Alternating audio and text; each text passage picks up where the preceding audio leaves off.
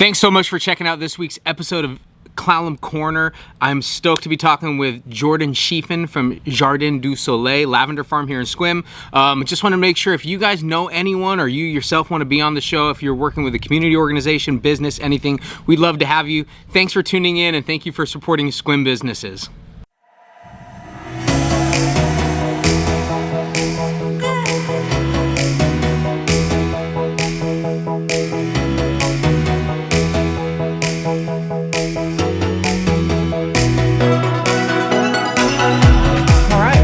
I would like to welcome a good friend of mine. I was just joking earlier before hitting record. I've only known you as Teacher Jordan from 5 Acre, where my sons went to preschool. But this is Jordan Schiefen from.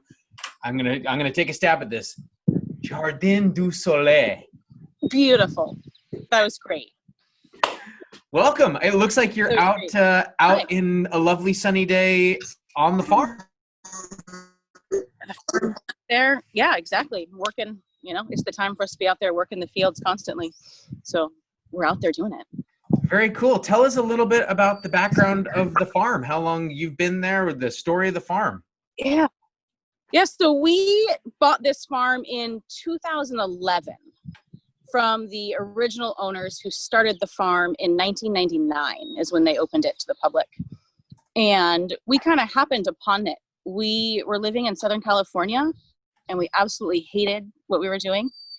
We did actually have an insurance agency, but we just didn't like living down there. It just wasn't for us.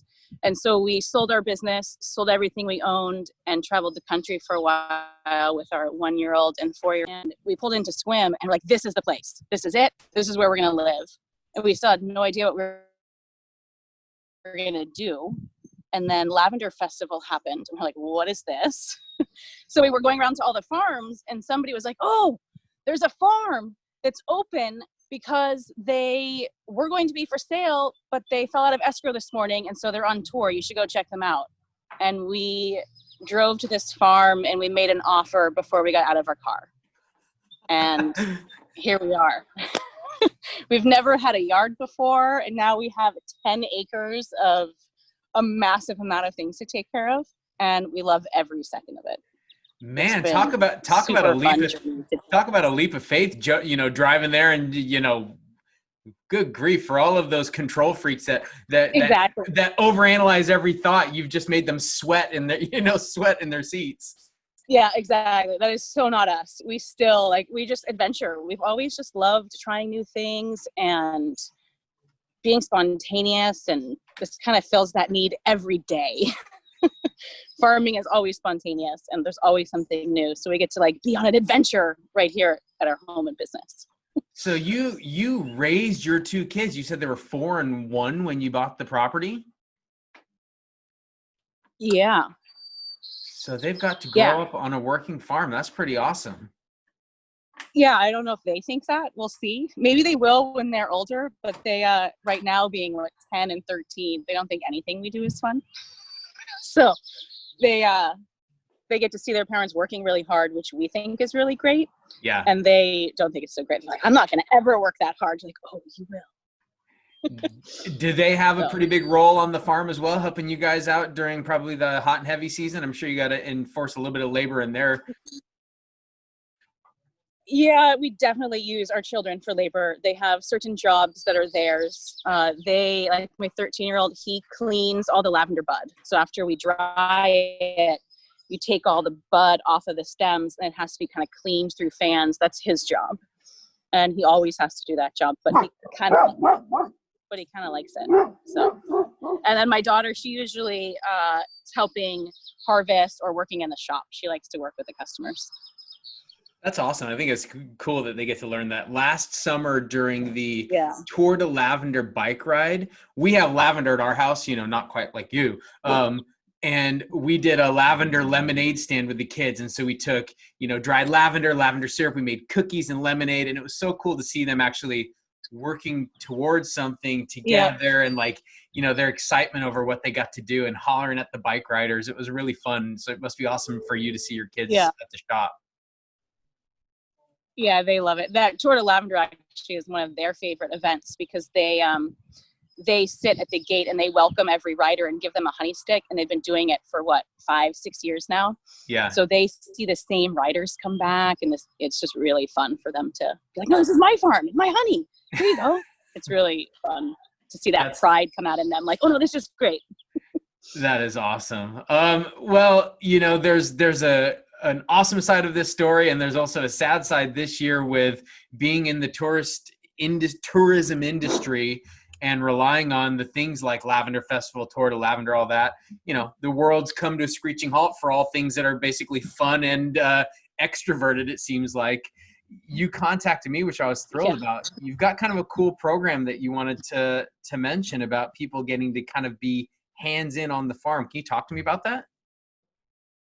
Yeah, absolutely. We started last year with this really fun idea of having people be more involved in what we actually do hands-on. So we started this thing called the Lavender Farming Experience, where people get to come and join us in our fields and harvest and be part of the essential oil making process. So they get to come, harvest, and then load up our big still and watch the process of making the oil. And then they get to take home the oil that they created. And so as we were faced with this, having our farm shut, not being able to open really to the large groups of people that we usually see, right? We usually see a few hundred people a day right now. What I have maybe 4 or 5 people a day. And so we thought how fun to really promote this new experience where you can come outside, you can be in a farm, and you can do an experience that is unique and also safe to be at, right? So you can be out here, we can definitely distance in the fields, you can enjoy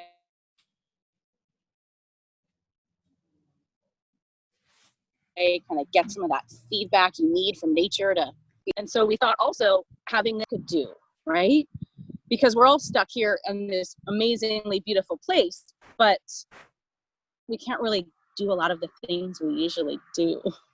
And so how great to offer this as a staycation type thing for families here. Yeah, and then it makes people all that much more. Come check out Lavender, learn something new. Yeah. It just makes them more educated because it is a big part of our community. When you talk to people from out of the area, like, oh, that's where the lavender is, so it's kind of cool for people that live here. When we went to Hawaii, thankfully we got to do it right before the world came to the halt. We went to a working coconut farm, really similar. I think it was on 15 acres. They had maybe 400 palms there. And we got to learn all about the coconuts. We got to harvest our own meat and make our own coconut milk that we got to take away. And it was such a fun experience for us as a family. So we had Grayson and Bennett at the time being 5 and 6 getting to go do it. And it was so fun. And ever since then, Bennett, our youngest, has been obsessed with coconut. He wants coconut in his cereal, coconut in the cookies. He's like all about, it's like opened his eyes to this new thing. So I'm sure you probably will see a lot of that with people that come to the farm. It'll ignite a love for certain people. Yeah, we had a similar kind of thing last summer. There was 2 people that lived here, and they had their grandchildren with them for the summer here. And so they brought them to the experience last year. And the same thing, their kids call us all the time with recipes and send us pictures of everything they're doing now in their own yards where they went. So they live in a city. They came out here, they got this connection with land and farming, and they're just running with it. It's like, yes, that was our goal in starting this, right? We want people to have that connection like we do. So it's awesome, especially kids, to do it. That is so cool. So how can we help get the word out about this? When are you doing these events? Is it something that needs to be scheduled weeks in advance, or talk to us a little bit more about how we can make sure that people here in our area know about it? Yeah. So we've created Facebook events for it, and it's on our website, jardindusoleil.com. And we have preset times that you can buy your tickets for. And I just spread the word and share my Facebook posts, all that kind of stuff, right? And so we've set up days that start in the beginning of July and go all the way through July, because we should be able to start harvesting here in a couple weeks. So we're hoping, like, I think the first one starts on July 2nd.